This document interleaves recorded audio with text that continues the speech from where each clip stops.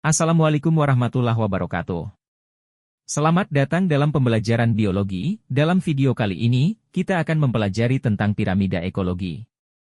Sebelum kita masuk ke materi, kita harus mengetahui tujuan pembelajaran terlebih dahulu. Tujuan pembelajaran kita yaitu, peserta didik dapat menjelaskan tentang piramida ekologi.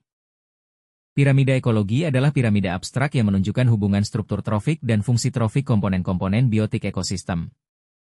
Berikut contoh gambar piramida ekologi. Di dalam piramida ekologi, produsen selalu berada di bagian dasar piramida, atau trofik 1, konsumen primer berada tepat di atas produsen, atau trofik 2, konsumen sekunder berada di bagian atas konsumen primer, atau trofik 3 dan konsumen tersier berada di puncak piramida atau trofik 4. Kamu bisa amati bahwa, semakin tinggi tingkat trofik suatu organisme, semakin sedikit proporsinya di lingkungan.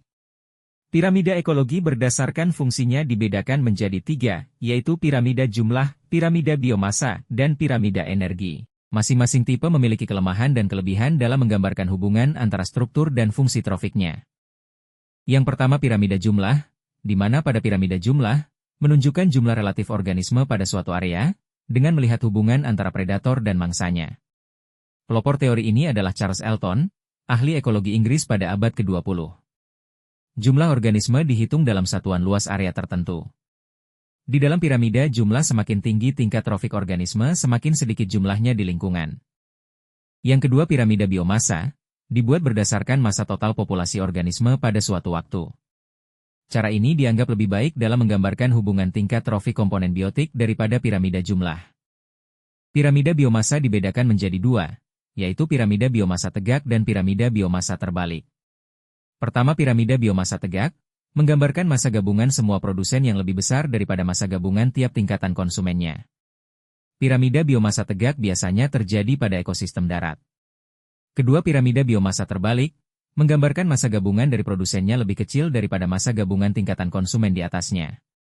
Meskipun demikian, massa produsen yang lebih sedikit ini dapat mampu menopang kelangsungan hidup konsumen di atasnya. Contoh piramida biomasa terbalik adalah pada ekosistem perairan.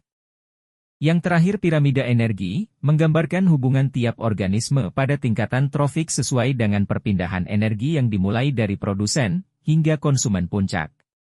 Di dalam piramida energi, aliran energi yang diterima setiap kelompok trafik akan mengalami penurunan pada tiap kelompok trofik selanjutnya.